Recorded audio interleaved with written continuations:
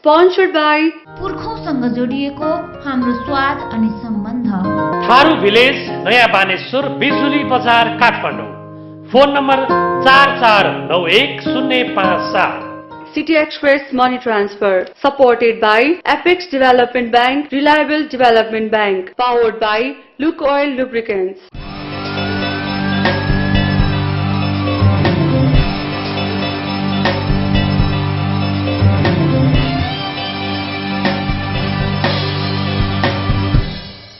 दर्शकबिन विकास सम्बन्धी सबै विषयवस्तु समेटिने कार्यक्रम डेभलपमेन्ट फोरममा यहाँलाई स्वागत छ।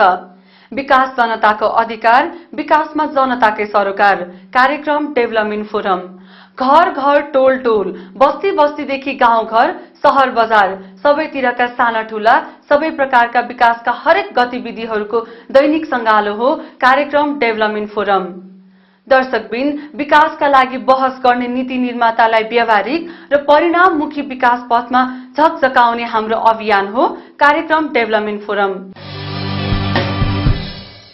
दर्शकबिन नेपालमा सबैभन्दा बढी जनता आबद्ध संस्था हो सामुदायिक वन। सामुदायिक वनहरूमा जनजनको सहभागिता छ। सामुदायिक वनले जनजनको जीवन स्तर उकास्न सहयोग गरेका खबरहरू कुनै नौलो होइन हाम्रो लागि। त्यसैगरी सामुदायिक वनभित्र देखिएका विकृतिहरू पनि हाम्रो लागि नौलो होइन। तर हजारौंको संख्यामा राम्रो काम भएको छ भने एका दुई विकृतिले सामुदायिक वनको सफलता र असफलताको मापन हुन्न। नेपालमा 18,133 वटा सामुदायिक वन छन् अनि यसमा आबद्ध छन् 1,20,00,000 जनता। सामुदायिक वनको अवस्था के छ, कसरी काम गरिरहेका छन्, हेरौं यो रिपोर्ट। भनिन्छ हरियो वन नेपालको धन, तर यो धनको संरक्षण र उपयोगिताको बहस बेला बेलामा सतहमा आउने गर्दछ। ऐन कानून अनुसार नेपालमा 5 प्रकारका वन छन्। ती हुन् सामुदायिक वन, कबुलियती वन, धार्मिक वन, सरकारद्वारा संरक्षित वन र सरकारद्वारा व्यवस्थित वन। सरकारले गरेको वनहरूको वर्गीकरणमा सबैभन्दा चर्चा र बहसमा हुने गर्दछ सामुदायिक वन। नेपालमा सामुदायिक वनको संगठन सबैभन्दा ठूलो संगठन हो भन्दा अन्यथा नहोला। वन ऐन 2049ले सामुदायिक वनलाई सम्बोधन गरेपछि यसको व्यापकता भएको हो। यो ऐन आउनु अघि सामुदायिक वनको अवधारणा कार्यान्वयनमा आएको थिएन। यो ऐनमा टेकेर अन्य वनहरू जस्तै सामुदायिक वनलाई पनि वनहरूको एउटा पाटोको रूपमा लिँदै सञ्चालनका लागि समुदायलाई जिम्मा दिइएको हो। देशमा 18,300 भन्दा बढी सामुदायिक वनहरू रहेका छन्। समुदाय स्तरको विकासका लागि यी सामुदायिक वनहरूले महत्त्वपूर्ण भूमिका निर्वाह गरिरहेका छन्। तर यो योगदानलाई सरकारले बुझ्न नसकेको स्वयं सामुदायिक वन उपभोक्ताहरूले नै बताउँदै आइरहेका छन्।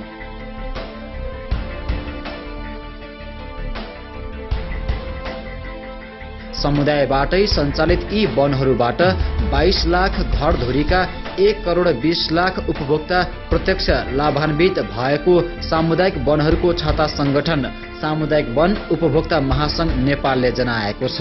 सामुदायिक वनले जति पनि विकासका कामहरू गरे, जति पनि दिगो वन व्यवस्थापनका कामहरू गरे, यो एउटा नेपालमा सराहनीय विषय हो, एउटा नमुनाको कार्यक्रम हो र राष्ट्रिय र अन्तर्राष्ट्रिय रूपमा यसले ख्याति प्राप्त कमाइसकेको छ।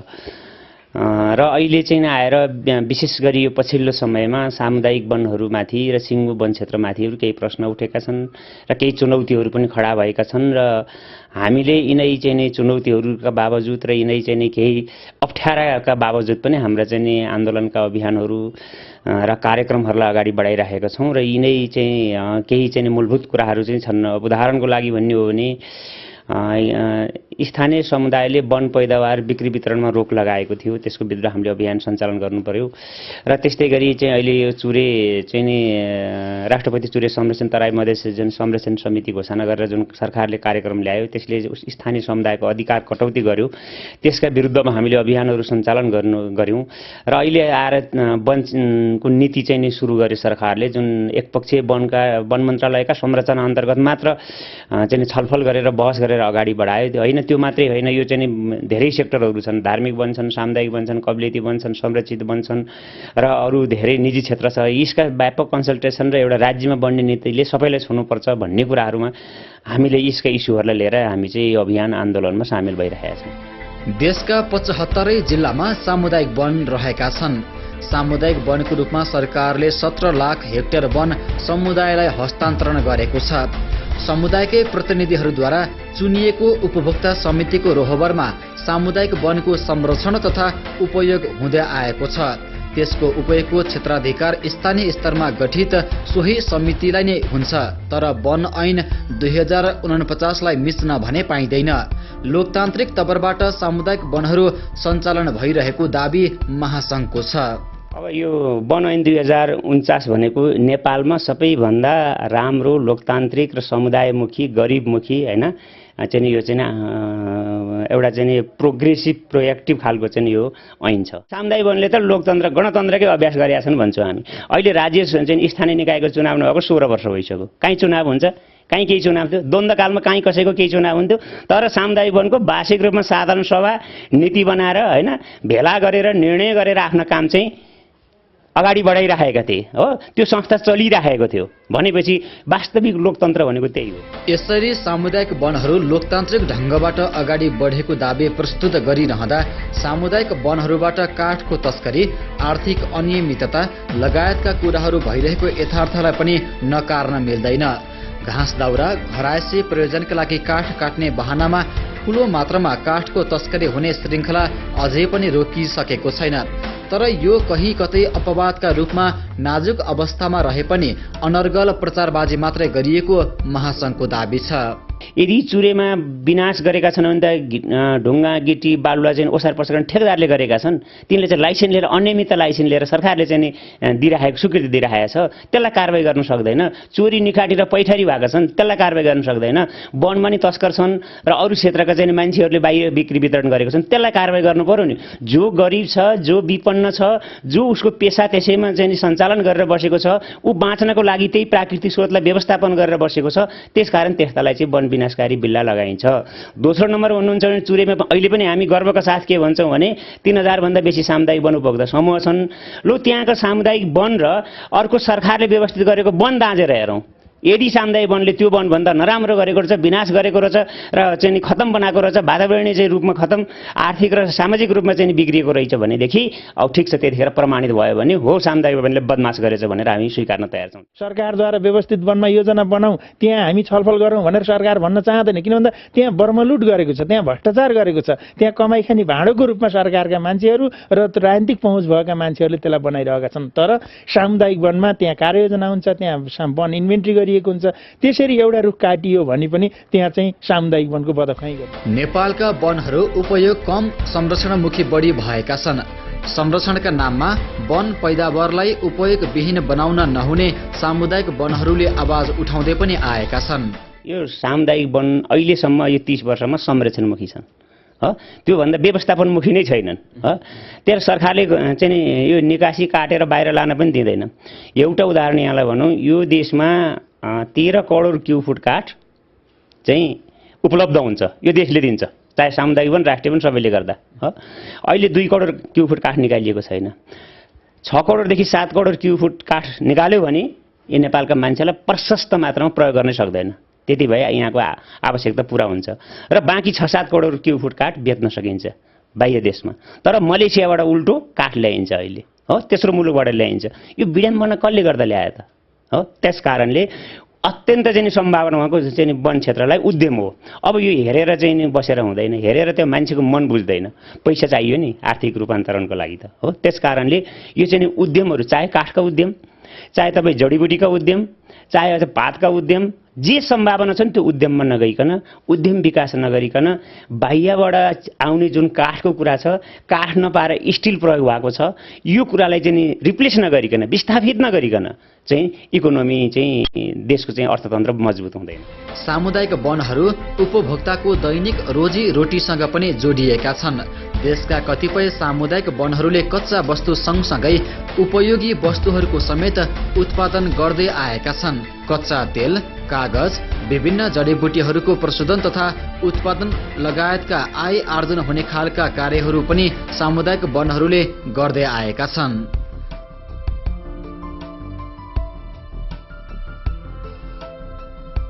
सामुदायिक वनहरूले चाहिँ अब एउटा भीमेश्वर चाहिँ नि कागज उद्योग भनेर दोलखामा मैले देखेको एउटा हैन, एउटा सिङ्गटीमा फर्निचर उद्योग अहिले राम्रैसँग 5 वटा सामुदायिक वनले चिनेको छ। एउटा 10-12 वटा सामुदायिक वनले जिरीमै चाहिँ नि यो के हो यो ह्यान्डमेड पेपर प्रोसेसिङ गेटवे के यस्तो खोलेर 12-15 वटासम्मले आफैले गर्नुभएको छ। त्यो चाहिँ एकदम क्वालिटीयुक्त कागज र त्यसलाई अन्तर्राष्ट्रिय रूपमा पनि मार्केटिङ गरिराख्नु भएको छ। अनि त्यसपछि मैले बैतडीमा यो चाहिँ मछिन्नुको तेल निकाल्ने कामहरू भएका छन्, यो चाहिँ भाङ्रोको प्रोसेसिङ गर्ने कामहरू भएका छन्। तर यो मैले यदि भनेको चाहिँ साना स्केलमा छन् हैन। त्यो सानो स्केल भनेको यो 20-30 जनालाई र 100-150 जनालाई आंशिक रोजगार दिएर हैन, 2-4 जनाले पूर्ण रोजगार दिएर यो धेरै सम्भावना छ। तर यसलाई ठुला उद्योगहरू सञ्चालन गर्न सकियो भने यो त एउटा कम्युनिटीले जति पैसा छ जति म्यानेज गर्न सक्छ त्यति नै त लगानी गर्ने हो र त्यो किसिमले गर्यो भनेदेखि धेरै सम्भावनाहरू। उपयोगिताको नाममा सामुदायिक वनहरूमा जुन प्रकारका समस्या छिरेका छन् त्यसको समाधान गर्न सम्बन्धित उपभोक्ताहरूको भूमिका नै सक्रिय हुनुपर्दछ। समुदायको सक्रियता बिना सामुदायिक वन संरक्षण असम्भव प्राय छ। तस्करीको नाममा समुदायसँग वन खोज्न कुनै पनि मानेमा मिल्दैन। अनियमितता गर्नेहरूलाई कारबाही गर्दै सामुदायिक वनले सामाजिक आर्थिक विकासमा गरेको योगदानको कदर गर्न सरकार हिचकिचाउनु हुँदैन।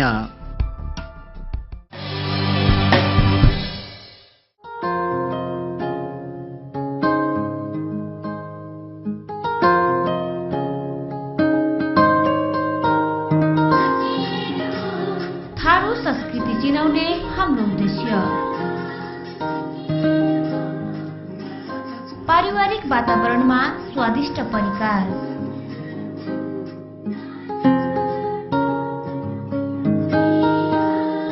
आरामदायी आवासको व्यवस्था साथै सेमिनार हल, पुर्खौँसँग जोडिएको हाम्रो स्वाद अनि सम्बन्ध,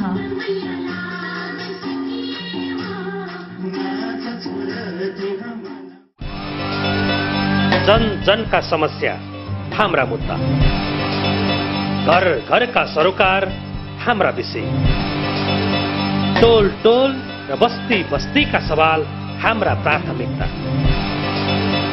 अर्थतन्त्र पूर्वाधार र विकासका लागि एउटा फरक मञ्च, कार्यक्रम डेभलपमेन्ट फोरम, स्पोन्सर्ड बाई पुर्खौँसँग जोडिएको हाम्रो स्वाद अनि सम्बन्ध, थारू भिलेज नयाँ बानेश्वर बिजुली बजार Kathmandu, phone number 44910557, City Express Money Transfer, supported by Apex Development Bank, Reliable Development Bank, powered by Luke Oil Lubricants. दर्शकवृन्द, तपाईँ हेर्दै हुनुहुन्छ कार्यक्रम डेभलपमेन्ट फोरम अनि हामी चर्चा गर्दै थियौं सामुदायिक वनको विषयमा। पछिल्लो चरणमा सामुदायिक वनका अभियन्ताहरू आन्दोलनमा छन् अनि जोड्दैछन् देशभरका सामुदायिक वनलाई आन्दोलनमा। सामुदायिक वनहरूले आन्दोलन गर्नुपर्ने अवस्था किन आयो? सामुदायिक वनहरू सरकारसँग किन भए बेखुस? यस सम्बन्धी तयार पारिएको हेरौं यो अर्को रिपोर्ट। समुदायको विकासका लागि सामुदायिक वनहरू कोसेढुङ्गा बन्दै आएका छन्। तर यही कोसेढुङ्गाको आकारलाई बिगार्न सरकारले सामुदायिक वनहरूमा हस्तक्षेप गरिरहेको आरोप सामुदायिक वनहरूको छ। सामुदायिक वनहरूको योगदान र राष्ट्र विकासमा खेलेको भूमिकाको अवमूल्यन गर्दै समुदायबाट वनहरूलाई खोज्ने गरी सरकारले आफ्नो गतिविधिलाई बढावा दिइरहेको सामुदायिक वन उपभोक्ता महासंघ नेपालको बुझाइ छ। वन र वन्यजन्तुको संरक्षणका लागि भन्दै सरकारले पछिल्लो समय निम्न गतिविधिहरू गर्यो। वातावरण ऐन अन्तर्गत चुरे वातावरण संरक्षण क्षेत्र घोषणा, राष्ट्रपति चुरे कार्यक्रम र विकास ऐन 2013 अन्तर्गत चुरे तराई मधेस विकास समिति गठन। यी गतिविधि जनविरोधी भएको सामुदायिक वन उपभोक्ता महासंघ नेपालका सदस्य ठाकुर भण्डारी तर्क गर्छन्। वन ऐन 2049 र वन नियमावली 2051 टेकेर सामुदायिक वनले वनको व्यवस्थापन गरे, समुदायको व्यवस्थापन गरे। त्यसैले राष्ट्रिय अन्तर्राष्ट्रिय रूपमा आज सामुदायिक वन सफल कार्यक्रमको रूपमा अगाडि बढेको छ। तर अहिले पछिल्लो चरणमा सरकारले चाहिँ जुन सामुदायिक वनको सफलताका कुरा हुन्, जुन समुदायलाई अधिकार दिएर समुदायले आफैले व्यवस्थापन गर्ने कुराहरू छन्, त्यसमा चाहिँ सरकारले अङ्कुश लाउन खोज्यो। त्यसैको परिणामस्वरूप अहिले सरकारले यो सरकार बनिसकेपछि सामुदायिक वनको सन्दर्भमा चाहिँ चुरे संरक्षण क्षेत्र घोषणा गर्यो। त्यसको विरुद्धमा हामीले आन्दोलन अहिले अगाडि बढाइरहेका छौँ। खास गरेर 36 जिल्लाको 12.76% भूभागलाई चाहिँ चुरे संरक्षण क्षेत्र यो वातावरण ऐनमा टेकेर घोषणा गरेको छ। त्यो वातावरण ऐनले के भन्छ भने त्यो चुरे संरक्षण क्षेत्र घोषणा गरेको ठाउँमा स्थानीय समुदाय हिँड्न पनि नपाउने, स्थानीय समुदायले वनस्पतिहरू चाहिँ उपभोग गर्न नपाउने, त्यहाँ स्थानीय स्तरमा चाहिँ विद्यालय स्वास्थ्य चौकी सञ्चालन गर्न नपाउने त्यो ऐनमा लेखिएको कुरा छ। तर सरकार के भन्दैछ भन्दा चुरे चाहिँ जनता सहितको चुरे हो भनेर भन्छ। कहाँनिर जनता हिँड्न नपाउने कुरालाई चाहिँ जनता सहितको चुरे हुन्छ? ऐनले त जनता रहित चुरेको व्यवस्था गरेको छ।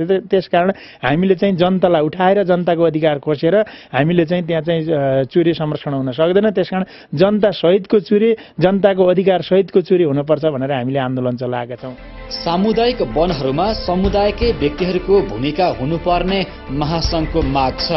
समुदायकै नेतृत्वमा काम हुनुपर्छ भन्दै महासंघले चरणबद्ध आन्दोलन समेत गर्दै आएको छ। आन्दोलन अन्तर्गत 23 जिल्लामा सभा जुलुस गरिएको छ।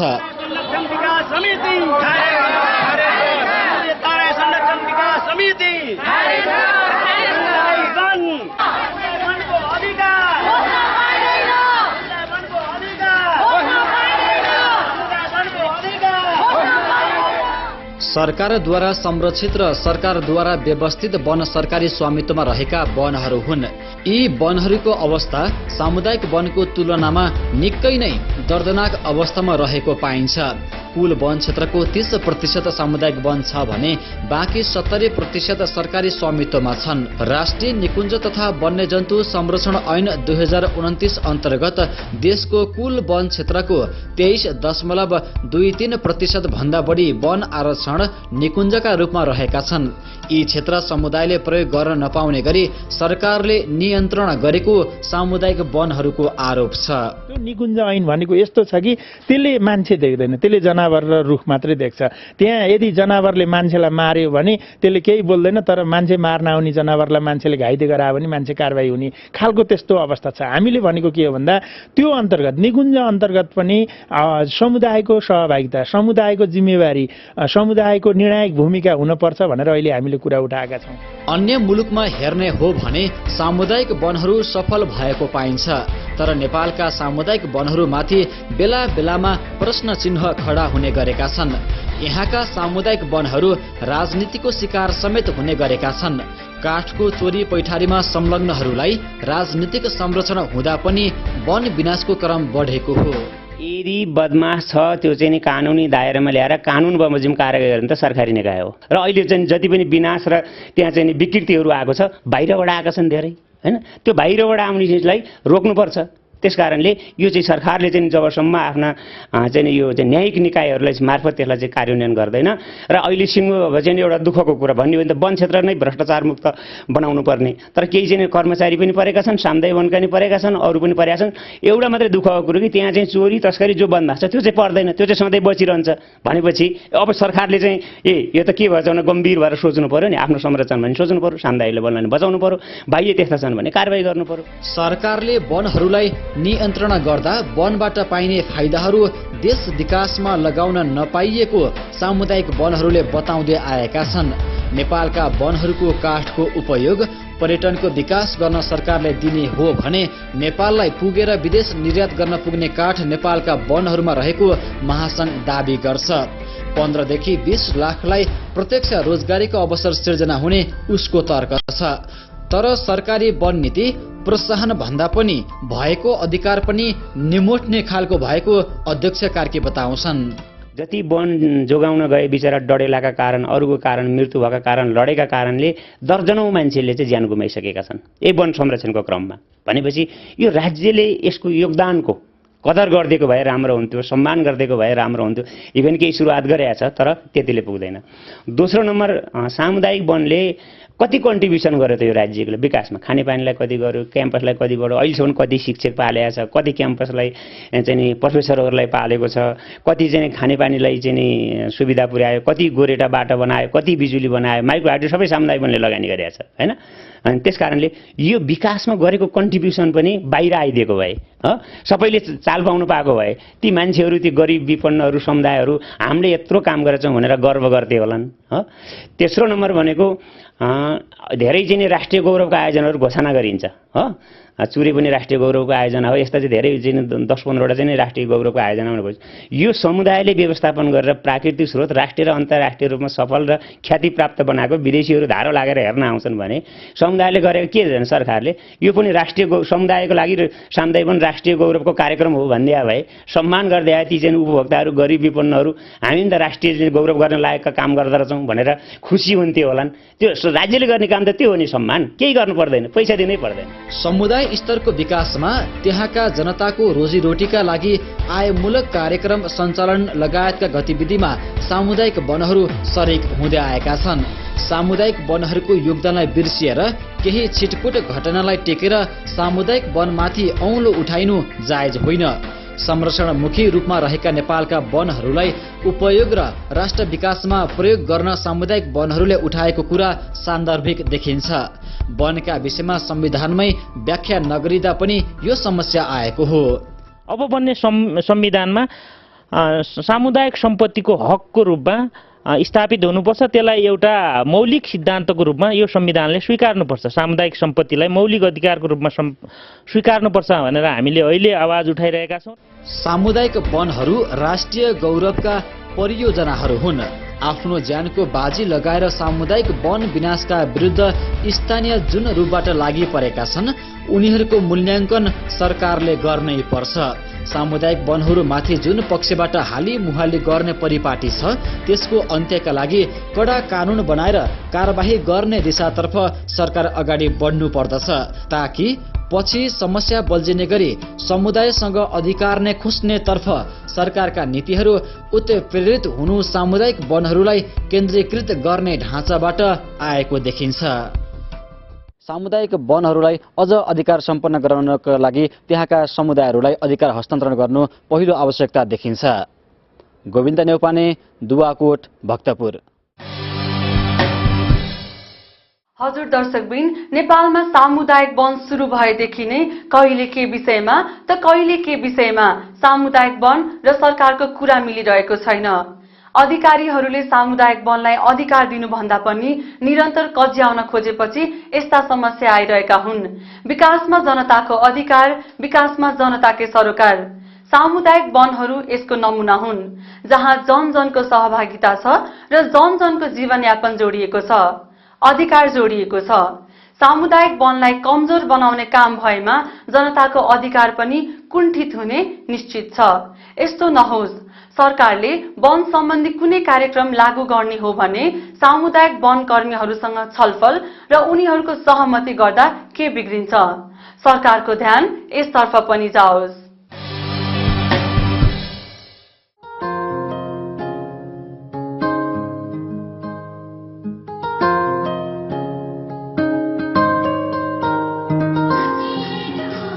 थारू संस्कृति चिनाउने हाम्रो उद्देश्य पारिवारिक वातावरणमा स्वादिष्ट परिकार,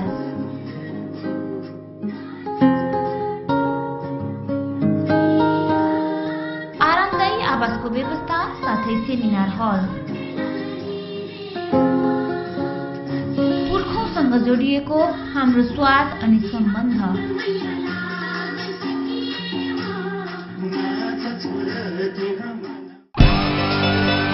कुरा कामका, परिवर्तन, सुधार र उन्नतिका, सवाल अर्थतन्त्र, पूर्वाधार र विकासका, सम्पूर्ण सामाजिक तबकाका, बहस हर विषय, सन्दर्भ र प्रसङ्गका कार्यक्रम डेभलपमेन्ट फोरम, स्पोन्सर्ड बाई पुर्खौँ पुर्खौँसँग जोडिएको हाम्रो स्वाद अनि सम्बन्ध। थारू भिलेज नयाँ बानेश्वर बिजुली बजार Kathmandu. Phone number 44910557। City Express Money Transfer, supported by Apex Development Bank, Reliable Development Bank, powered by Luke Oil Lubricants. तपाईं आफ्ना विचार, सुझाव र टिप्पणीहरू सहित प्रत्यक्ष जोडिनुहोस् विकासको निरन्तर प्रक्रिया कार्यक्रम डेभलपमेन्ट फोरममा। कार्यक्रमको निर्धारित समय सकिसकेको छ। हामी भोलि फेरि नयाँ विषय, पात्र र प्रसंगहरूका साथ उपस्थित हुने नै छौं। विकास जनताको अधिकार, विकासमा जनताकै सरोकार कार्यक्रम डेभलपमेन्ट फोरममा तपाईका सूचना, सल्लाह, सुझाव र टिप्पणीहरू दिन नभुल्नुहोला। आजको लागि डेभलपमेन्ट फोरमको टिमलाई आज्ञा दिनुहोस्। नमस्ते।